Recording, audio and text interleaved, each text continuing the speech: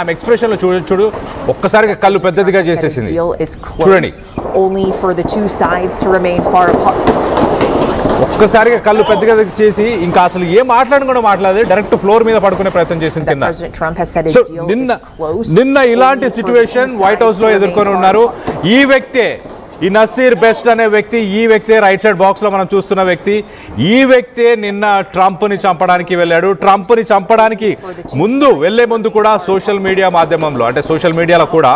నేను ట్రంప్ ని చంపబోతున్నాను నేను ఒసామా బిన్ లాడెన్ గా పుట్టి వచ్చాను అంటూ ఇతను మాట్లాడిన మాటల్ని ప్రస్తుతానికి సోషల్ మీడియాను కూడా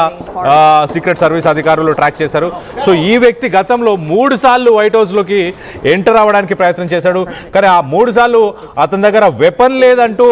అమెరికాలోని సీక్రెట్ సర్వీస్ ఆఫీసర్స్ చెప్తున్నారు కానీ ఈసారి డైరెక్ట్ గా వెపన్ తీసుకొని వెళ్ళాడు ముందుగా అంటే వైట్ హౌస్ ఎంటర్ అవ్వడానికి ఏదైతే ఒక సెక్యూరిటీ పోస్ట్ అంటే ముందుగా ఒక దగ్గరికి వెళ్తారు అక్కడ మీ దగ్గర ఏమున్నా అక్కడ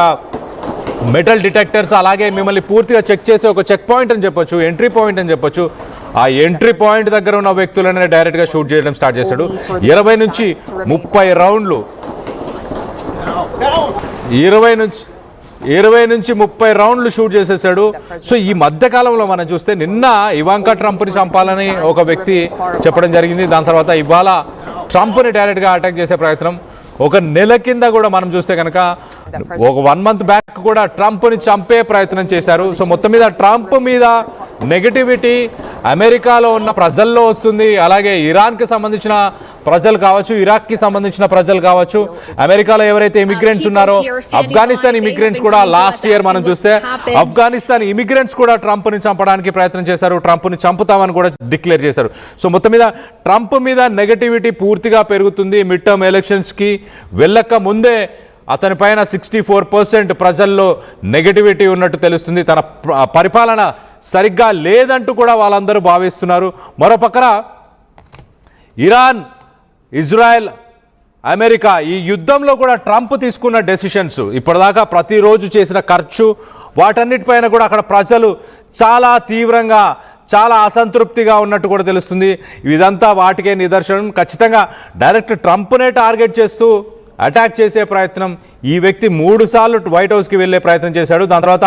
ఈసారి సక్సెస్ఫుల్గా ఒక వెపన్ని తీసుకొని వెళ్ళే ప్రయత్నం చేశాడు దానికి సంబంధించిన విజువల్స్ని మనం కింద చూడొచ్చు రైట్ సైడ్ బాక్స్లో ఆ వైట్ హౌస్ మొత్తాన్ని నిన్న సాయంత్రం సుమారు 6 గంటల సమయంలో ఈ ఘటన చోటు చేసుకుంది అంటే అర్ధరాత్రి సమయం ఇక్కడ ఇండియాలో అర్ధరాత్రి సమయం చెప్పొచ్చు ఆ సమయంలో ఈ ఘటన చోటు చేసుకుంది అప్పుడు ఒక్కసారిగా ఈ షూటింగ్ ఫైరింగ్స్ అవ్వంగానే అక్కడ ఉన్న రిపోర్టర్స్ అందరు కూడా ఒక్కసారిగా షాక్కు గురయ్యారు వారందరినీ సీక్రెట్ సర్వీస్ ఆఫీసర్స్ కొంత సెక్యూరిటీకి తీసుకెళ్లి సేఫ్టీలో ఉంచే ప్రయత్నం చేశారు మరోపక్కన ఒక 40 నిమిషాల పాటు వైట్ హౌస్ మొత్తాన్ని లాక్డౌన్లో విధించారు అంటే ఎటువంటి కదలికలు లేకుండా వైట్ హౌస్ మొత్తాన్ని షట్ డౌన్ చేశారు వైట్ హౌస్ అనగానే సాధారణంగా వైట్ హౌస్ పరిసర ప్రాంతాల్లో స్నైపర్స్ కూడా రెడీగా ఉంటాయి 24/7 24 గంటలు అక్కడ స్నైపర్స్ కూడా రెడీగా ఉంటాయి సీక్రెట్ సర్వీసెస్ సంబంధించిన ఆఫీసర్స్ ఈ వ్యక్తి షూట్ చేసిన వెంటనే ఆ స్నైపర్స్తోని రిటర్న్లో ఈ వ్యక్తిని షూట్ చేశారు అయితే ఈ ఘటనలో ఈ వ్యక్తి కాకుండా అంటే ఈ నసీర్ బెస్ట్ అనే వ్యక్తి కాకుండా మరొక వ్యక్తి కూడా గాయపడ్డాడు మరి ఆ వ్యక్తి ఎవరు ఆ వ్యక్తి మరి నసీర్ షూట్ చేసినప్పుడు ఆ వ్యక్తి గాయపడ్డా వైట్ హౌస్ని విజిట్ చేసే పర్సనా లేకపోతే సీక్రెట్ సర్వీసెస్లో పనిచేసే వ్యక్తి అన్న దానిపై కొంత క్లారిటీ అయితే లేదు కానీ మొత్తం మీద ట్రంప్ మీద అటాక్ చేయడానికి మరొక ప్లాన్ అని చెప్పొచ్చు రానున్న రోజుల్లో ఇంకా చూసే అవకాశం కూడా ఉంది అంటూ విశ్లేషకులు చెప్పుకొస్తున్నారు మరి ట్రంప్పై హత్యాయత్నానికి ప్రయత్నించింది ఎవరు దీని వెనక ఇరాన్ హస్తమేమైనా ఉందా అనే కోణంలో ప్రస్తుతానికి దర్యాప్తు చేస్తున్నారు మరోపక్కన ఇవాంకా ట్రంప్ని చంపుతామంటూ ఐఆర్జీసీ ఒక వార్నింగ్ ఇచ్చింది ట్రంప్ని కాకుండా ట్రంప్ కూతుర్ని ఎందుకు టార్గెట్ చేస్తున్నారు ఈజీ టార్గెట్ అనా లేకపోతే ఫ్లోరిడాలో ఇవాంకా ట్రంప్కి సంబంధించిన ఒక ఇల్లు ఉంది ఆ ఫ్లోరిడా ఇంటిని మేము టార్గెట్ చేస్తాము ఆ ఇంటిని పేల్చేస్తాము ఇవాంకా ట్రంప్ని చంపేస్తాము అంటూ ఐఆర్జీసీ ఒక స్టేట్మెంట్ ఇచ్చింది ఆ స్టేట్మెంట్ ఇచ్చిన జస్ట్ కొద్ది గంటల్లోనే వైట్ హౌస్ పైన దాడి జరగడం తాజా దాడితో ట్రంప్పై 5వసారి హత్యాయత్నం అని చెప్పొచ్చు ఈ ఘటన చోటు చేసుకున్నప్పుడు ట్రంప్ వైట్ హౌస్లోనే ఉన్నాడంట ఈ ఘటన చోటు చేసుకున్నప్పుడు ట్రంప్ వైట్ హౌస్లోనే ఉన్నాడు వైట్ హౌస్లో ఉన్నప్పుడు సీక్రెట్ సర్వీస్ ఆఫీసర్స్ ట్రంప్ దగ్గరికి వెళ్ళి సిచ్యువేషన్ అంతా ఎక్స్ప్లెయిన్ చేశారు మొదట ఒక 40 మినిట్స్ లాక్డౌన్ని పెట్టారు ఆ లాక్డౌన్ తర్వాత ఆ లాక్డౌన్ అయిపోయి ఇంకా థ్రెట్ లేదు, ఈ వ్యక్తి కూడా చనిపోయాడు అని నిర్ధారించి ఇంకా ఎలాంటి థ్రెట్ లేదు అనుకున్న తర్వాత ట్రంప్కి సీన్ అంతా కూడా నీట్గా ఎక్స్ప్లెయిన్ చేసే ప్రయత్నం చేస్తారంట. సో మొత్తం మీద ఓవరాల్గా ట్రంప్ మీద ఇప్పటిదాకా 5వ హత్యా యత్నం జరిగిందని చెప్పొచ్చు. మరి రానున్న రోజుల్లో ఏం జరగబోతుంది? ప్రపంచ దేశాలను శాసించే అమెరికాకి ప్రెసిడెంట్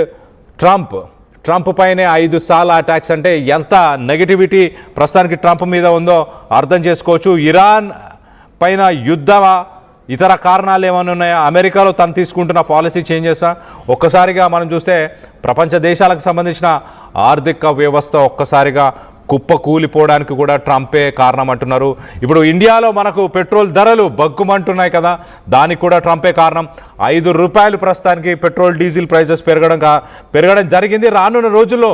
ఇంకా పెట్రోల్ డీజిల్ కొరత కూడా ఏర్పడే అవకాశం ఉన్నట్టు చాలా క్లియర్గా తెలుస్తుంది. ప్రధానమంత్రి మోదీ కూడా దీనిపైన మాట్లాడారు. వీటన్నిటికీ ట్రంపే కారణం, ట్రంప్ వల్లే ఇలాంటి కష్టాలను మేము ఎదుర్కొంటున్నామంటూ అమెరికాలో ఉన్న ప్రజలు కూడా భావిస్తున్నారంట. అమెరికాలో కూడా ఒక గ్యాలన్ ఫ్యూయల్ వచ్చేసి $2.8, $3, సుమారు $3 పరిసర ప్రాంతాల్లో ఉండే ఆ ఫ్యూయల్ ప్రైజెస్ కాస్త ఇప్పుడు $4.5, $5కి కూడా చేరుకుంది. సో అక్కడ కూడా ఇన్ఫ్లేషన్ ఉంది. అక్కడ కూడా అమెరికాలో కూడా ఆర్థిక పరిస్థితులు చాలా దయనీయంగా ఉన్నాయి. అక్కడ కూడా నిత్యావసరాల ధరలు ఆకాశాన్ని అంటుతున్నాయి అంటూ అక్కడ ప్రజలు ట్రంప్కి వ్యతిరేకంగా నినాదాలు చేస్తున్నారు. సో మొత్తం మీద వైట్ హౌస్ పైన ఈ జరిగిన దాడిపై మీ అభిప్రాయాలు ఏంటి? రానున్న రోజుల్లో ఇంకా ట్రంప్ పైన ఇంకా దాడులు జరిగే అవకాశం ఉందనుకుంటున్నారా? ట్రంప్ని చంపడానికి ఎవరు చూస్తున్నారు? దీని వెనక ఎవరి హస్తం ఉందని మీరు భావిస్తున్నారు? అక్కడ ప్రజలు అసంతృప్తితోనే ట్రంప్ని చంపాలన్న ప్రయత్నం చేస్తున్నారా, లేక దీని వెనక ఇరాన్ హస్తం ఉందని మీరు భావిస్తున్నారా? మీ అభిప్రాయాలు ఏంటనేది కింద కామెంట్ రూపంలో తెలియపరచండి. ఒక్కసారి వైట్ హౌస్ దగ్గర ఎలాంటి పరిస్థితులు నెలకొని ఉన్నాయో ఒక్కసారి ఆ విజువల్స్ కూడా ఒక్కసారి చూసే ప్రయత్నం చేద్దాం. And so we're trying to get more information, but we do know that the Secret Service as well as the FBI, they are coordinating with DC police here as they continue to get more. That President Trump has said a deal is close, only for the two sides to remain far apart.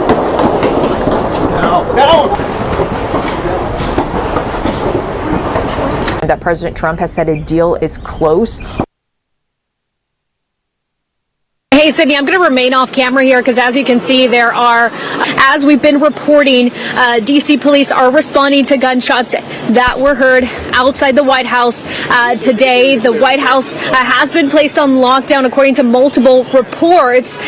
Those reports of gunshots started just around 6 p.m. So we also just are trying to get more information, but we just know that multiple gunshots were heard outside of the White House. People here standing by, they have been coming to us asking what happened, and so we're trying to get more information, but we do know that the Secret Service as well as the